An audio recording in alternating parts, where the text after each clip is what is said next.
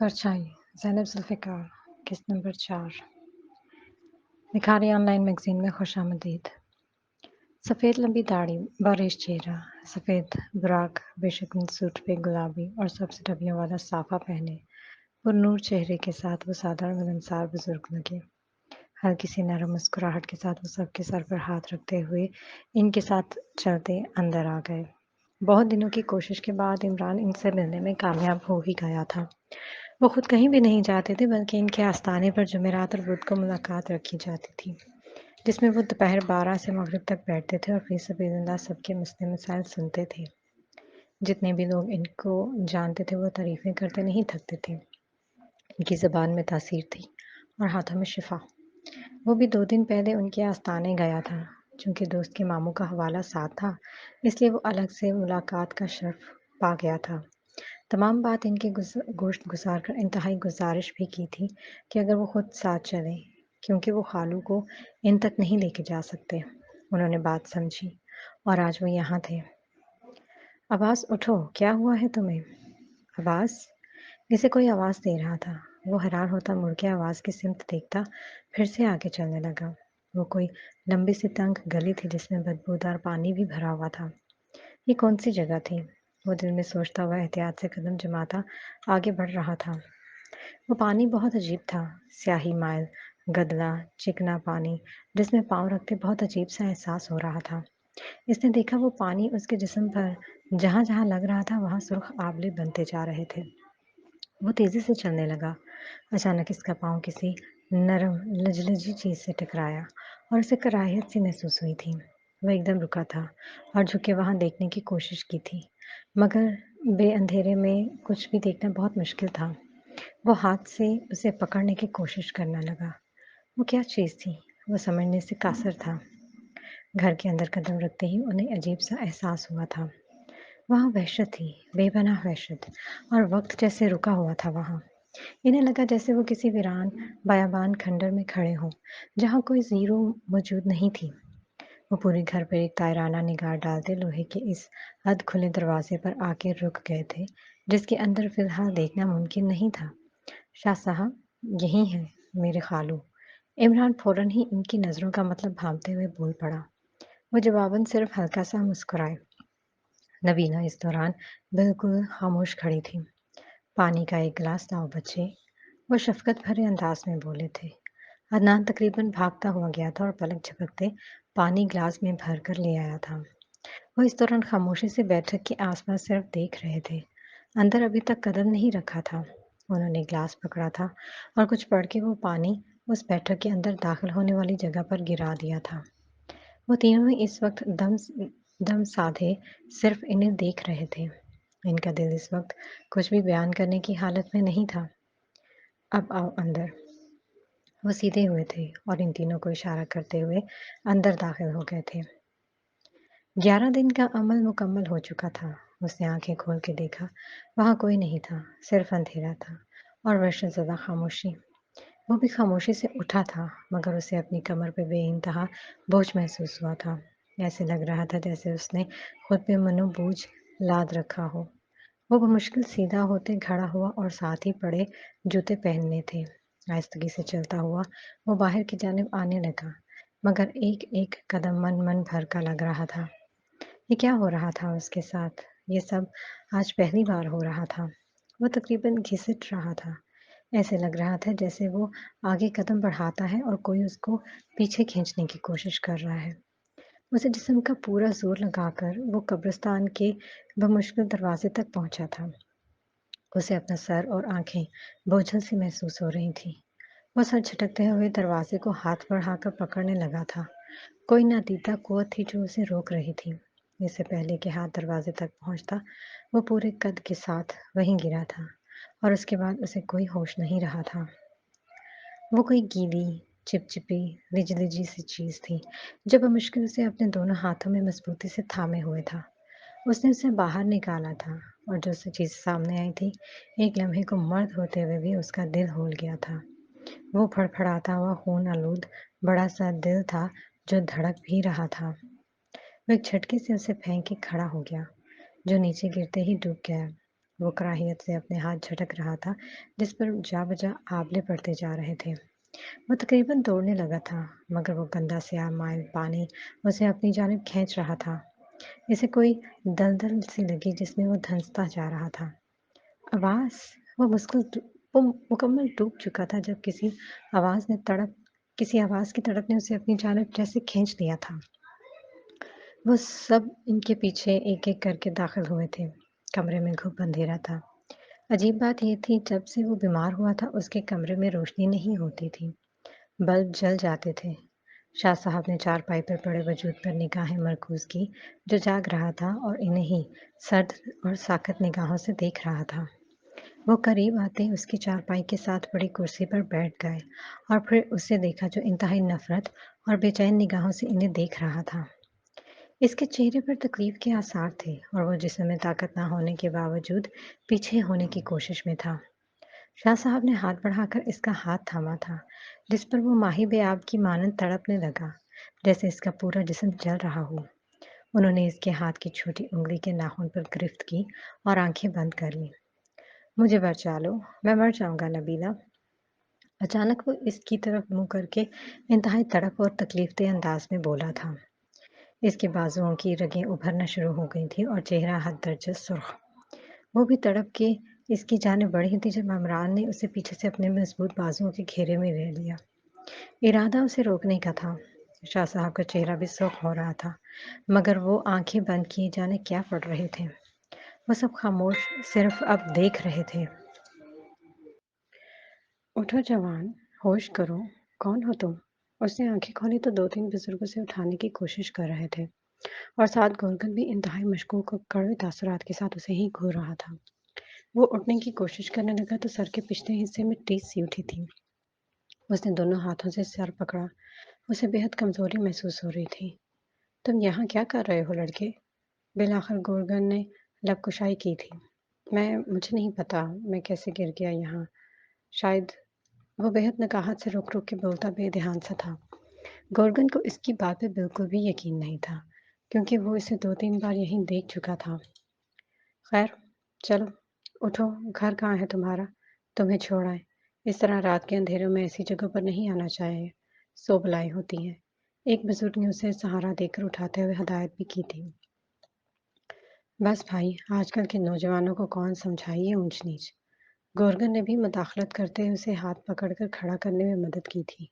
وہ خاموشی سے اٹھتے ہوئے ان کے ساتھ چل پڑا۔ فی الحال وہ صرف گھر پہنچنا چاہتا تھا۔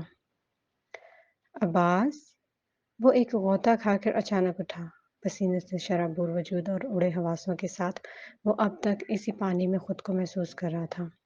یہ کیفیت اتنی زور آور تھی کہ اب بھی اسے اپنا دم گھٹتا ہوا محسوس ہو رہا تھا۔ اس نے بے اختیار اپنی گردن کو ہاتھ لگایا تھا۔ کیا ہوا تھا تمہیں؟ کوئی برا خواب دیکھا؟ وہ بھی پریشان سے اسے ہی دیکھ رہی تھی۔ کہ کیا ہوا تھا مجھے؟ وہ ہکا کے بولا۔ تم شاید سو گئے تھے، میں باہر چلی گئی تھی۔ ابھی تھوڑی دیر پہلے جب اندر آئی تو تم بہت تیزی سے ہاتھ پاؤں چلا رہے تھے جیسے گہرے پانی میں ہو۔ وہ اسے بتانے لگی۔ کیا تم نے مجھے آواز دی تھی؟ وہ ٹرانس کی کیفیت میں بولا تھا۔ ہاں، میں نے تمہیں بہت آوازیں دی مگر تمہاری نیند نہیں ٹوٹ رہی تھی۔ یعنی وہ تم تھیں جس نے مجھے واپس کھینچ لیا؟ وہ اسے دیکھتے بڑبڑایا تھا۔ کیا تمہیں ایسے پہلے بھی کبھی ہوا؟ وہ اب اس کے دونوں ہاتھ پکڑے پوچھ رہی تھی۔ اسے فوراً اس کے ہاتھوں میں دبے اپنے ہاتھ دیکھے جو بالکل صاف تھے، وہاں آبلے نہیں تھے۔ نہیں، ایسا پہلے کبھی نہیں ہوا، وہ گہری سانس بھرتے ہوئے بولا تھا۔ حالانکہ کچھ وقت سے اس کے ساتھ مستقل ایسا ہو ہی رہا تھا۔ اسے بہت برے خواب آتے تھے اور وہ حقیقت کے اتنے قریب ہوتے تھے کہ اسے لگتا تھا جیسے وہ اس دنیا کا نہیں تھا بلکہ اسی خواب میں کہیں وہ موجود تھا۔ وہ خواب عام نہیں تھے، ان کا تعلق کہیں نہ کہیں اس کے ساتھ بھی جڑا ہوا تھا مگر وہ اسے اس لیے نہیں بتاتا تھا کہ وہ پریشان ہو جاتی۔ چلو تم نہا لو، میں تمہارے لیے روٹی پکا دیتی ہوں، تم کھانا کھائے بنا ہی سو گئے تھے۔ وہ اسے کہتی خود باہر جانے لگی۔ کیا ٹائم ہوا ہے؟ وہ بھی اٹھتے ہوئے بولا تھا۔ لو، رات کے 12 سے بھی اوپر ہو گئے ہیں اب تو، وہ مسکراتے ہوئے بتانے لگی اور وہ وہیں رک گیا۔ رات کے 12؟ وہ مزید کچھ نہیں کہہ سکا۔ انہوں نے ایک دم آنکھیں کھولی تھیں جن میں پانی تھا اور وہ بے حد سرخ تھیں۔ وہ تینوں ان کے بولنے کے منتظر تھے، جو ایک بھی لفظ بولے بنا اٹھے تھے اور انہیں اشارہ کرتے باہر آ گئے تھے۔ نبیلہ نے اس کی طرف دیکھا جو بالکل ایسے پڑا تھا جیسے کوئی لاش۔ وہ بنا پلکے جھپکے صرف اسے ہی دیکھ رہا تھا۔ آنکھوں کے نیچے گہرے سیاہ ہلکی پیلا رنگ، کمزور چہرہ اور پپڑی زدہ سوکھے ہونٹ۔ وہ جلدی سے رخ بدل کے باہر نکل گئی۔ ان آنکھوں میں اسے اس پر کسی اور کا عکس بھی نظر آیا تھا۔ شاہ صاحب، عمران دونوں ہاتھ باندھے ان کے سامنے کھڑا ہو گیا۔ کوئی عمل کیا ہے اس نے جو الٹا ہو گیا ہے، جس کے بعد وہ بلا اس پر حاوی ہو گئی ہے۔ عمل؟ وہ تینوں ہی اس بات پہ حیران تھے، کیونکہ اس بات کا ان میں سے کسی کو علم نہیں تھا۔ اس کے حساب میں یہی آ رہا ہے، عمل پورا ہو بھی جائے مگر کچھ چیزیں اتنی طاقتور ہوتی ہیں کہ وہ پھر بھی قابض ہو جاتی ہیں۔ کسی چھوٹی سی غلطی سے رکاوٹ آ جاتی ہے، یا پھر کسی ایسی جگہ پر بیٹھ کے عمل کرنا جہاں ان چیزوں کا امکان زیادہ ہو۔ وہ سنجیدگی سے بتا کے چپ ہو گئے۔ کیا چیز ہے یہ شاہ صاحب؟ نبیلہ نے پہلی بار لب کشائی کی تھی۔ بدرو ہے یہ، پلید بدرو، تبھی اسے پاک نہیں ہونے دیتی۔ عاشق ہو گئی ہے اس کی دلیری پر۔ نڈر مرد چڑیلوں کے بھی پسندیدہ ہوتے ہیں، تو کیا اب وہ اس کی جان نہیں چھوڑے گی؟ عمران بھی پریشان ہوا تھا۔ وہ اس میں سمانے کی کوشش میں ہے مگر سما نہیں پا رہی، اسی لیے اذیت دے رہی ہے۔ جب یہ بلائیں کسی انسانی وجود میں سما جاتی ہیں تو ان کا بچنا ناممکن ہوتا ہے۔ وہ نگاہیں نیچے کی حقیقت سے آگاہ کر رہے تھے۔ یہ حالت ان کی 7 سال سے ہے، تو ایسی کیا طاقت ہے جو اسے روک رہی ہے؟ ان کے جسم میں سما نہیں پا رہی۔ عدنان کو بھی معاملے کا سمجھ نہیں آ رہی تھی۔ عقیدہ؟ شاہ صاحب اس کے سوال پہ ہلکا سا مسکرائے تھے۔ وہ مسلمان ہے بچے، اور ایک مسلمان کو اپنے عقیدے سے ہلانا بہت مشکل ہے۔ وہ اسے ہوش سے تو بیگانہ کر سکتی ہے مگر اپنی جانب مائل نہیں کر سکتی۔ شاہ صاحب، وہ ٹھیک ہو جائیں گے؟ نبیلہ نے ایک آس سے پوچھا تھا۔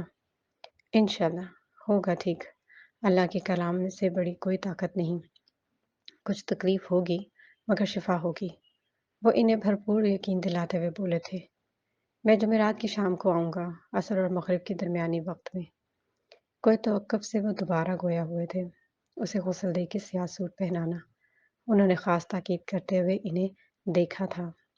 فکر نہیں کریں شاہ صاحب، ویسا ہی ہوگا جیسا آپ چاہیں گے۔ عمران نے فوراً جواب دیا تھا۔ ٹھیک ہے، 2 دن بعد یعنی جمعرات کی شام کو ملاقات ہوگی اب۔ وہ پھر سے انہیں یاد دہانی کرواتے باہری دروازے کی جانب چل دیے۔ وہ بھی ان کی تعظیم میں سر جھکا ان کے پیچھے دروازے تک آئے تھے۔ جانے کیوں مگر دل ٹھہر سا گیا تھا جیسے اب سب کچھ ٹھیک ہو جائے گا، مگر یہ تو قدرت ہی جانتی تھی کہ کچھ ٹھیک ہوگا یا سب غلط۔ وہ اس بات سے لا علم تھے۔ وہ کراہتے ہوئے جاگا تھا۔ اس نے اٹھنے کی کوشش کی مگر وہ ہل نہیں پایا۔ مانوٹنر کے حساب سے وہ بوجھ اس کے سینے پر تھا۔ اس کا سانس بند ہو رہا تھا۔ وہ سانس کھینچ کھینچ کے دینے لگا۔ اسے اپنی پسلیوں میں دکھن سی ہونے لگی۔ نبیلہ وہ آواز دینا چاہتا تھا جو اس کے پائنتی جانب کھڑی بال باندھ رہی تھی، مگر اس کے منہ سے کچھ بھی نہیں نکل پا رہا تھا۔ اس سے لگا جیسے اس کی زبان پر فالج گر گیا ہو۔ وہ بے بس سا چپ چاپ پڑا، اسے صرف دیکھ رہا تھا جو اسے سوتا سمجھ کے باہر نکلتے دروازہ بھی بند کر گئی تھی۔ اب کمرے میں اندھیرا تھا، گھپ اندھیرا، جس میں اس کی سانس کی آواز کے ساتھ کوئی اور سانس بھی شامل تھی۔ وہ بنا ڈرے صرف اس کے ظاہر ہونے کا منتظر تھا، کیونکہ یہ تو وہ جان گیا تھا کہ اس کے ساتھ جو کچھ بھی ہو رہا تھا وہ وہم نہیں حقیقت تھا، مگر یہ سب اس کے ساتھ صرف تنہائی میں ہی ہو رہا تھا۔ اللہ اکبر، اللہ اکبر۔ وہ جانے کتنی ہی دیر پڑا بے حس و حرکت پڑا رہتا جب اچانک اذان کی آواز پر اس کے جسم کو ایک زبردست جھٹکا لگا تھا، اور وہ جو بھی چیز تھی اس پر سے سرک گئی تھی۔ وہ ایک دم اٹھا۔ یہ سب کیوں ہو رہا تھا اس کے ساتھ وہ نہیں جانتا تھا، مگر کچھ تو تھا جس کا اسے بھی علم نہیں تھا۔ وہ دونوں ہاتھوں پر سر گرائے گہری سوچ میں گم تھا۔ سیاہ سوٹ میں بیمار وجود کے ساتھ وہ ان کے سامنے تھا۔ آج صبح سے اس کی طبیعت از حد خراب تھی۔ وہ الٹیاں کر رہا تھا، نہ کچھ کھا رہا تھا نہ پی رہا تھا۔ 2 سے 3 بار عمران پہ بھی جھپٹا تھا جیسے وہ آپر سے باہر ہو گیا ہو۔ وہ دونوں آج صبح سے ہی وہیں تھے۔ جس مشکل سے انہوں نے اسے غسل دیا تھا یہ وہی جانتے تھے۔ وہ اول تو کمرے سے باہر ہی نہیں آ رہا تھا۔ دونوں نے تقریباً اسے گھسیٹ کے باہر نکالا تھا، مگر جانے اس کے کمزور اور ناتواں وجود میں کہاں سے اتنی طاقت آ گئی جو وہ ان دونوں کے قابو میں ہی نہیں آ رہا تھا۔ عمران جو کہ بہت اچھے قد کاٹ اور جسامت کا مالک تھا، وہ بھی اسے نہلاتے ہوئے ہانپ گیا تھا۔ اس کی دھاڑی مارتے آوازیں جس میں ماتم تھا باہر تک آ رہی تھی اور ایک عجیب سی وحشت پیدا کر رہی تھی۔ وہ بمشکل اسے غسل دے کر اور کپڑے پہنا کر باہر لایا اور تینوں اس کے ساتھ ہی بیٹھے ہوئے تھے تاکہ وہ ناپاک نہ ہو۔ ٹھک ٹھک دروازہ بجنے کی آواز پہ انہوں نے چونک کر اسے دیکھا جو سر نہواڑے چپ پڑا تھا۔ اب میں کھولتا ہوں۔ عدنان فوراً اٹھا تھا۔ وہ دونوں اس کے ساتھ ہی بیٹھے رہے۔ وہ آج پستائی رنگ کے سوٹ جس پر سرخ رنگ کے بڑے بڑے گلاب کے پھول کڑھے تھے وہ بہت خوبصورت لگ رہے تھے۔ پہنے لمبے بالوں کا جوڑا بنائے دونوں ہاتھوں میں سرخ چوڑیاں اور ہلکے میک اپ کے ساتھ بالکل تیار کھڑی تھی۔ آج ان دونوں نے صالح آپا کی طرف جانا تھا۔ بچے کل سے وہیں تھے، واپسی پر وہ بھی ساتھ آتے۔ عباس زمینوں سے آ کے لیٹ گیا تھا۔ وہ تیار ہو کر واپس آئی تو وہ بھی اٹھ چکا تھا اور نیامت خانے کی دراز میں سے کچھ نکال رہا تھا۔ چلو عباس، دیر ہو رہی ہے، وہ اسے آواز دیتے ہوئے بولی جب اس کی حرکت کرتے ہاتھ ایک دم رکے تھے۔ اسے اس کے رخ موڑے رکھنے پر حیرت ہو رہی تھی جو بنا جواب دیے اس سے پشت کیے بیٹھا تھا۔ 2 منٹ کی خاموشی کے بعد ہاتھ پھر سے تیزی سے حرکت میں آئے تھے۔ وہ حیران ہوتی آگے آئی تھی۔ کیا ڈھونڈ رہے ہو عباس؟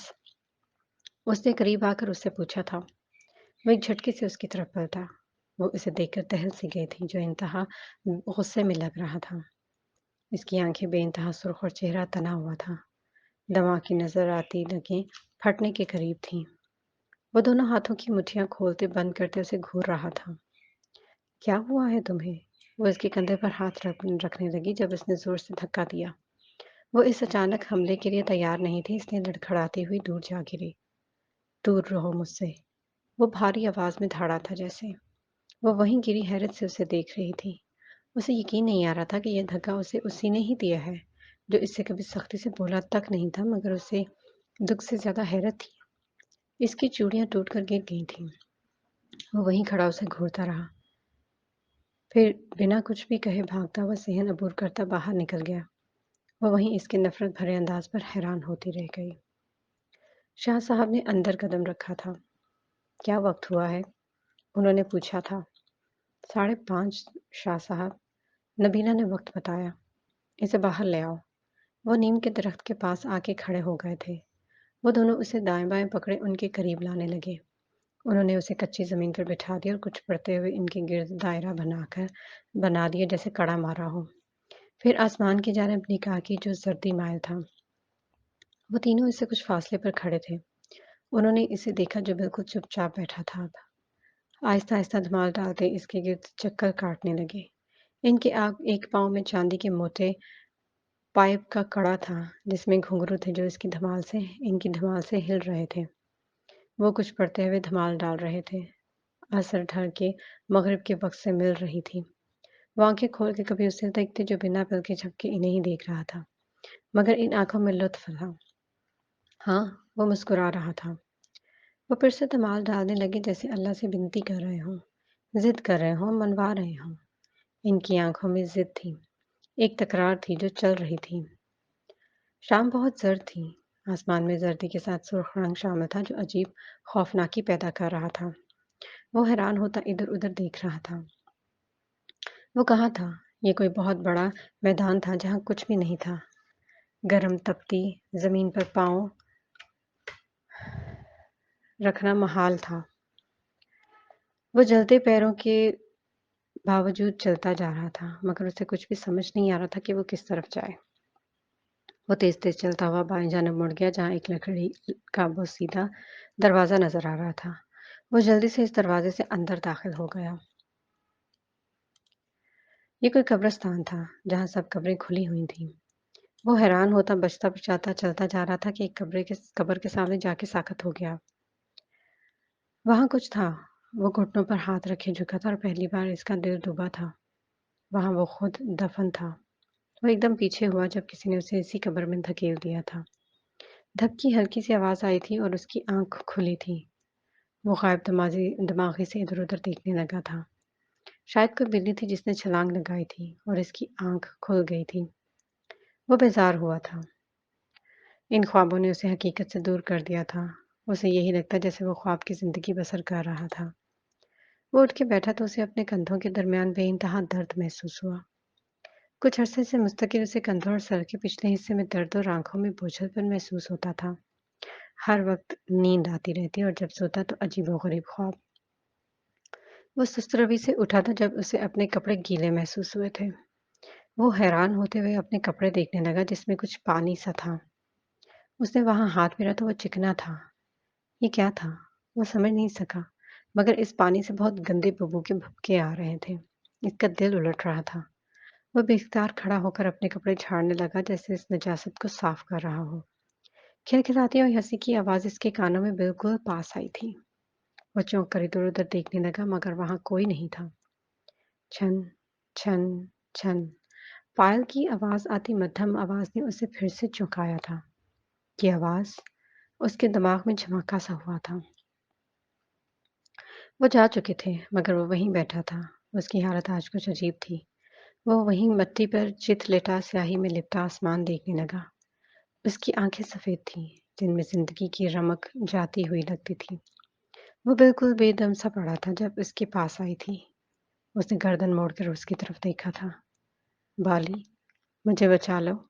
وہ بچوں کی طرح التجا کر رہا تھا۔ آج کتنے دنوں کے بعد وہ ہوش میں آیا تھا۔ نبیلہ کا دل اس کی بات پر جیسے مٹھی میں آیا تھا۔ تمہیں بچانے کی کوشش ہی تو کر رہی ہوں عباس۔ وہ بھرے لہجے میں بولتے ہوئے اس کے قریب ہی نیچے کچی زمین پر بیٹھ گئی تھی۔ اگر وہ اس سے بہت محبت کرتا تھا تو وہ بھی اسے بہت عزیز رکھتی تھی۔ جب ہر رشتہ اس سے تعلق توڑ چکا تھا مگر وہ بھی اس سائے کی مانند اس کے ساتھ تھی۔ وہ اسے چھوڑنے کا تصور بھی نہیں کر سکتی تھی۔ میں نے صرف تم سے محبت کی ہے بالی، وہ اعتراف کر رہا تھا۔ وہ مجھ پر حاوی ہو کے بھی نہیں ہو پاتی۔ یہ جسم ہی اس کا ہے بس۔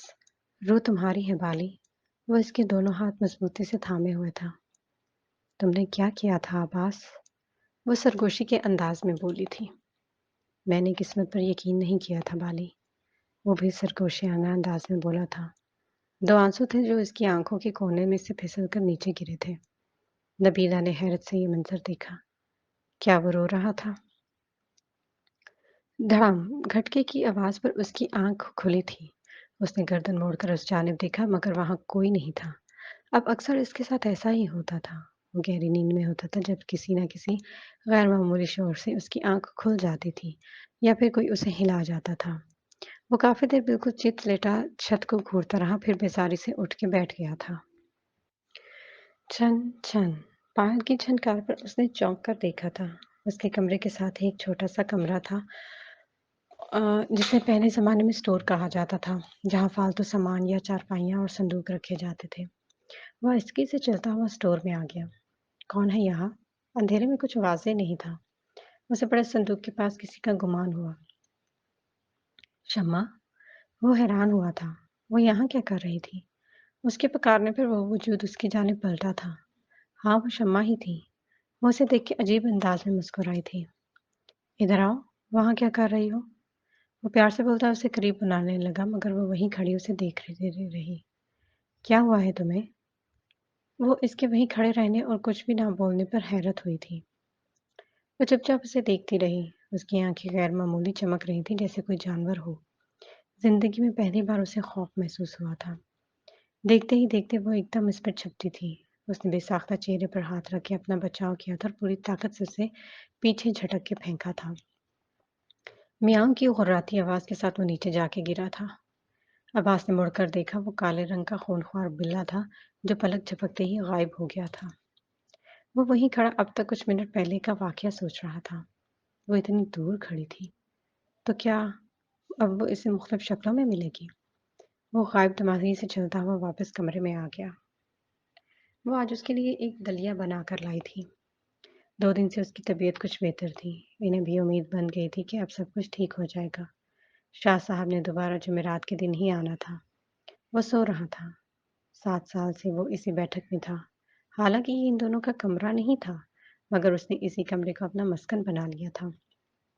وہ اسے دیکھنے لگی جو اس کے قریب آتے ہی کچھ بے چین ہوا تھا، یعنی اسے اس کی موجودگی محسوس ہوئی تھی۔ عباس، اس نے پیار سے اس کا کندھا ہلکا سا چھو کے ہلایا تھا۔ اس نے ایک دم آنکھیں کھولی اور گردن موڑ کر اسے دیکھا۔ وہ اس کے اس طرح ایک دم اٹھنے اور دیکھنے پر ڈری تھی۔ اس کی آنکھوں کا رنگ عجیب تھا، سفید، زندگی سے خالی آنکھیں، ساکت اور بے رنگ۔ وہ ڈوبتے دل کے ساتھ وہیں کھڑی رہی۔ عباس، کھانا کھا لو، وہ رک رک کر بولی تھی، اور بس اس کے بولنے کی دیر تھی کہ جیسے اسے دورہ سا پڑ گیا تھا۔ وہ ایک دم اٹھ کے بیٹھا اور اسے دیکھ کے چیخ ماری تھی۔ وہ دہل کر اسے دیکھنے لگی، جس کی گردن بے حد لمبی ہوتی گئی تھی۔ اس کا چہرہ جگہ جگہ سے ایسے پھٹ رہا تھا جیسے دراڑیں پڑ رہی ہوں۔ وہ پیچھے ہٹنا چاہتی تھی، مگر اس نے ایک دم اس کا بازو سختی سے پکڑ کر اپنے پاس روک لیا۔ وہ نہ چاہتے ہوئے بھی اسے دیکھنے پر مجبور تھی، جو اب اپنا چہرہ اس کے بالکل قریب لے آیا تھا۔ اس کے سینے سے خرخراہٹ کی آوازیں آ رہی تھیں۔ وہ اس کے چہرے پر خوف دیکھ کر ہنسا تھا۔ وہ خود کو تکلیف دے کے در حقیقت اسے تکلیف دے رہا تھا۔ وہ واقعی تکلیف میں تھی۔ آج جمعرات تھی۔ شاہ صاحب اسے اپنے وقت سے آدھا گھنٹہ پہلے ہی آ چکے تھے۔ وہ بیٹھک میں ہی تھا۔ عمران نے اسے باہر لانے کی ہر ممکن کوشش کر ڈالی، مگر وہ ٹس سے مس نہ ہوا تھا۔ بالآخر وہ خود چل کے اندر گئے تھے اور اس کے سامنے اس کی چارپائی پر آلتی پالتی مار کر بیٹھ گئے تھے، اور ان کے بیٹھتے کے ساتھ ہی بے چین ہوا تھا۔ یہ ان سب نے دیکھا تھا کہ ان کی موجودگی میں وہ بے چین ہو جایا کرتا تھا، مگر ان کے سامنے وہ جیسے بے بس ہوتا تھا۔ انہوں نے اسے دیکھتے ہوئے پانی مانگا تھا۔ عمران نے پانی لا کے دیا تو انہوں نے وہ بھرا گلاس اپنے اور اس کے درمیان رکھ دیا۔ وہ دونوں ایک دوسرے کی آنکھوں میں دیکھ رہے تھے۔ شاہ صاحب نے ایک دم آنکھیں بند کی اور ورد خاص پڑھا تھا، اور ان کے سامنے ایسے بیٹھا تھا جیسے اسے کسی نے جکڑ لیا ہو۔ وہ ڈوب رہا تھا، گہرا پانی تھا۔ اس نے خود کو بچانے کے لیے تڑپ کر ادھر ادھر ہاتھ مارے تھے، مگر وہاں سوائے پانی کے کچھ نہ تھا۔ اس کا سانس بند ہو رہا تھا۔ اس نے ایک دم سر باہر نکالا تھا۔ وہ کسی بہت بڑے سمندر میں تھا۔ رات کی سیاہی نے پانی کو ڈھک لیا تھا۔ اس نے آسمان پر نگاہیں ڈالی تھی۔ چاند مکمل مگر سرخ تھا۔ وہ حیران ہوا تھا۔ اس نے سرخ چاندی پہلے کبھی نہیں دیکھا تھا۔ اس کا دم گھٹنے لگا۔ گہرے گہرے سانس لیتے اس نے دیکھا کہ اس کے سر پر بہت بڑی چمگادڑ اڑ رہی تھی۔ اس نے کبھی بھی اتنی بڑی چمگادڑ نہیں دیکھی تھی۔ پورا سمندر اس کے پروں میں مقید ہو گیا تھا۔ وہ ایک جھٹکے سے غوطے کھاتا سمندر کی تہہ میں گرنے لگا۔ سیاہ کھارا پانی اس کے منہ اور ناک میں جا رہا تھا۔ اس سے سانس لینے میں تکلیف ہو رہی تھی۔ اس کا سر شاید کسی پتھر سے ٹکرایا تھا، اور اس نے اپنی آنکھوں سے ہی اپنا ہی خون سمندر میں پھیلتے ہوئے دیکھا تھا۔ چاند اور سمندر دونوں ہی سرخ تھے، بے حد سرخ۔ عباس، اپنے کندھے پر کسی کا لمس محسوس کرتے اس نے آنکھیں کھولی۔ سامنے ہی وہ کھڑی تھی۔ اسے اس سے چڑ سی محسوس ہوئی تھی۔ کیا بات ہے؟ انتہائی کھردرے لہجے میں بولا تھا۔ کیا ہوا ہے تمہیں؟ تمہیں نیند کیوں آتی ہے اتنی؟ وہ اس کے لیے پریشان تھی جو اب زیادہ تر خاموش رہتا تھا اور تنہائی پسند ہو گیا تھا۔ وہ اس کی آنکھوں کی چمک ماند پڑ گئی تھی، بلکہ ایک عجیب سی مردنی اس کے چہرے پر چھائی رہتی تھی۔ ابھی بھی پیلے چہرے پر گہرے سیاہ حلقوں کے ساتھ وہ بہت بیمار اور بیزار لگا تھا۔ مجھے کچھ نہیں ہوا، تو میرا پیچھا کیوں نہیں چھوڑ دیتی؟ وہ نفرت سے اسے دیکھتے ہوئے بولا تھا۔ مجھے تمہاری فکر ہے، وہ نرمی سے بولی تھی۔ مجھ سے دور رہو، میں خوش رہوں گا، وہ اس کا ہاتھ جھٹکتے ہوئے بولا تھا، جبکہ وہ اس کے الفاظ پر حیران ہوئی تھی۔ جب سے ان کی شادی ہوئی تھی وہ اس سے بیزار تھا۔ وہ سمجھ نہیں سکی کہ اس کا اب کا رویہ۔ وہ جواباً کچھ نہیں بولی تھی اور اسے وہیں چھوڑ کے خود باہر چلا گیا۔ شاہ صاحب، عباس کی حالت مزید سے مزید بگڑتی جا رہی ہے۔ اس کا جسم اب اس میں اس قابل نہیں رہا کہ وہ یہ اذیت سہ سکے۔ آج وہ خود ان کے پاس آئی تھی۔ اسے لگا تھا ان دم درودوں سے کوئی بہتری آئے گی، مگر جس تیزی سے اس کی حالت بگڑ رہی تھی وہ کچھ بھی آگے نہیں سوچنا چاہی تھی۔ اگر کوئی تم سے یہ کہے کہ اپنا گھر چھوڑ دو تو کیا تم چھوڑ دو گی؟ انہوں نے تحمل سے اس کی بات سن کر سوال کیا تھا۔ وہ حیرت سے انہیں دیکھنے لگی جو انتہائی اطمینان سے بیٹھے اس کے جواب کے منتظر تھے۔ نہیں شاہ صاحب، میں کیوں چھوڑوں گی؟ وہ الجھن میں تھی۔ تو وہ کیوں چھوڑے گی؟ وہ اس کے جواب پر مسکرائے تھے۔ اس کا وجود ہی اس کا گھر ہے بچی، وہ اتنی آسانی سے قبضہ نہیں چھوڑے گی۔ وہ تکلیف دے رہی تاکہ تم لوگ یہ ضد چھوڑ دو۔ وہ اسے حقیقت سے آگاہ کر رہے تھے۔ وہ مجھے چھوڑ کر تو نہیں جائے گا؟ وہ بچوں کی طرح تسلی دینے کے سے انداز میں پوچھ رہی تھی۔ وہ تمہیں ہی تو نہیں چھوڑ رہا، اس لیے اذیت میں ہے۔ یہ محبت بڑی طاقتور شے ہے، اسے بڑی طاقت کوئی نہیں ہوتی۔ وہ اسے سمجھا رہے تھے اور وہ سمجھ گئی تھی۔ خالہ، کیا واقعی خالو نے آپ سے شادی کے لیے کوئی وظیفہ کیا تھا؟ عمران کو جب سے اس بات کا پتہ چلا تھا وہ بے حد حیران ہوا تھا۔ کیا واقعی کوئی کسی کو پانے کے لیے اس حد تک بھی جا سکتا ہے؟ غلط طریقہ اپنایا تھا۔ نہ تو کوئی وظیفوں سے ملتا ہے اور نہ ہی اس طرح کے الٹے عمل کرنے سے۔ ہر چیز کا وقت مقرر ہوتا ہے بس۔ مگر تمہارے خالو کو اس بات پر یقین نہیں تھا، تبھی خود کو خود میں ہی عذاب میں ڈال دیا۔ ہم دونوں کا ملنا مقدر میں لکھا ہوا ہی تھا۔ وہ اداسی سے مسکرائی تھی۔ چلیں، اللہ بہتر کرے گا۔ مجھے امید ہے کہ وہ دل کی پریشانی چھپائے بظاہر تسلی دینے والے انداز میں بولا تھا، ورنہ اس کی حالت اب بہتر ہوتی نظر نہیں آ رہی تھی۔ انشاءاللہ، انہوں نے سر ہلایا۔ وہ دھڑم سے کس گہری کھائی جیسی قبر میں گرا تھا۔ اس نے بوکھلا کر دھکا دینے والے کو دیکھنا چاہا کیونکہ وہ لڑکھڑایا نہیں تھا بلکہ کسی نے اسے زور سے دھکیلا تھا، مگر وہاں کوئی نہیں تھا۔ اس کا دم گھٹنے لگا۔ وہاں کوئی نہیں تھا سوائے اس کے اپنے وجود کے۔ وہ ٹھیک اسی جگہ پر اب حقیقتاً لیٹا ہوا تھا جہاں اس نے کچھ دیر پہلے خود کو دیکھا تھا۔ پیلی خشک گرم ریت تیزی سے اس پر گرتی جا رہی تھی۔ اسے سانس لینے میں دقت ہو رہی تھی۔ وہ خود کو بچانے کے لیے ہاتھ پاؤں مارنے لگا مگر وہ ریت اس کے منہ، آنکھ اور کان میں گھستی جا رہی تھی اور وہ اس ریت تلے دھنستا جا رہا تھا۔ اسے ایسے لگا جیسے وہ ابدی نیند میں جا چکا ہے۔ عباس، عباس اٹھو! کسی نے جھنجھوڑ کے کسی کے جھنجھوڑنے پر وہ حواس باختہ سا اٹھا تھا۔ اس نے دیکھا مگر اسے کچھ بھی نظر نہیں آ رہا۔ وہ تیزی سے پلکیں جھپکتا اپنے ہاتھوں سے زور زور سے آنکھیں ملنے لگا۔ اس کی آنکھوں میں شدید جلن اور چبھن ہو رہی تھی۔ عباس! اب کی بار نبیلہ نے اس کا کندھا ہلایا تھا۔ وہ کچھ دیر پہلے ہی اسے چھوڑ کے کمرے سے باہر گئی تھی، مگر جب واپس آئی تو نہ صرف یہ کہ وہ نیند میں تھا بلکہ اس کے چہرے پر تکلیف کے آثار تھے۔ وہ تیزی سے ہاتھ پاؤں چلا رہا تھا۔ اسے اور کچھ سمجھ نہ آیا تو اس نے اسے زور سے ہلا دیا تاکہ وہ جاگ جائے۔ اس نے جھٹکے سے اسے پیچھے کیا اور اپنی قمیض کے دامن کو منہ میں ڈال کر منہ صاف کرنے لگا۔ وہ الجھن سے اسے دیکھ رہی تھی جو ہوش میں آ کے بھی ہوش میں نہیں تھا۔ جانے وہ منہ سے کیا نکالنا چاہتا تھا۔ عباس، ہوش کرو! وہ پھر سے اس کے قریب آئی تھی جب وہ کسی نابینا کی طرح ادھر ادھر ہاتھ مارتا باہر بھاگا تھا۔ وہ بھی اس کے پیچھے ہی آئی تھی۔ وہ اندازے سے چلتے ہوا نلکے کے پاس آیا تھا۔ وہ بھاگ کر قریب آئی تھی اور نلکا چلایا۔ پانی کی موٹی دھار نے اسے پورا گیلا کر دیا تھا۔ وہ مٹھی میں بھر بھر کے آنکھوں میں چھینٹے مارنے لگا تھا۔ شاید اسے آنکھوں میں جلن ہو رہی تھی۔ وہ انتہائی پریشانی سے اسے دیکھ رہی تھی جو صاف آنکھوں اور چہرے کو پانی سے بار بار دھوتا بالکل ہوش سے بھگانا لگ رہا تھا۔ آج تیسری جمعرات تھی۔ شاہ صاحب عصر اور مغرب کے درمیانی وقت میں وہاں موجود تھے۔ ان کا ہر عمل اسی درمیانے پہر میں ہوتا تھا۔ انہوں نے آسمان پر نگاہ ڈالی تو وہاں چیلوں کی قطاریں نظر آئیں۔ عجیب بات یہ تھی کہ وہ چیلیں صرف اسی گھر کے اوپر منڈلا رہی تھی۔ استغفار کہتے وہ نگاہیں پھیر گئے تھے۔ یہ نحوست کی نشانی تھی۔ وہ چپ چاپ صحن کے وسط میں بیٹھے اس کے منتظر تھے جسے عمران اور عدنان تقریباً گھسیٹتے ہوئے باہر لائے تھے۔ اب اس میں مزاحمت کی ہمت نہیں بچی تھی۔ وہ کسی ڈھانچے کی صورت انہیں پر گرا چلتا آ رہا تھا۔ انہوں نے اسے بغور دیکھا۔ سوکھا، ہلکے زدہ منہ، اندر کو دھسی آنکھیں اور لاغر وجود۔ وہ ایک مرا ہوا انسان لگ رہا تھا۔ اس کے چہرے پر حواس باختگی تھی جسے وہ خوف زدہ ہو۔ انہوں نے اپنے ساتھ آئے آدمی کو اشارہ کیا۔ وہ ان کا اشارہ پاتے ہی ایک بڑا سا تھال لے آیا جس میں کچا گوشت تھا۔ عمران نے دیکھا اس گوشت میں صرف ہڈیاں تھیں اور بکروں کی سریاں۔ وہ سمجھ گیا کہ یہ صدقے کے لیے تھا۔ انہوں نے تھال درمیان میں رکھوا کر اسے قریب آنے کو کہا تھا۔